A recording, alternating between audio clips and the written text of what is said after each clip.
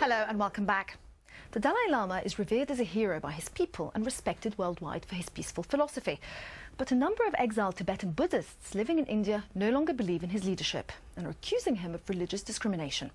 At the heart of this dispute lies a Buddhist deity, Shugden, considered a god by some and a demon by others.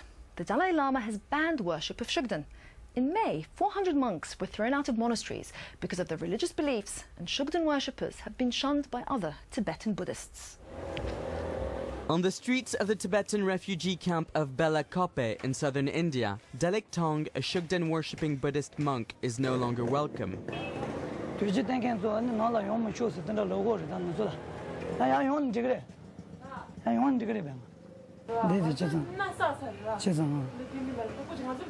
The Dalai Lama has asked the Tibetan community to stop the worship of the 400-year-old deity Shugden.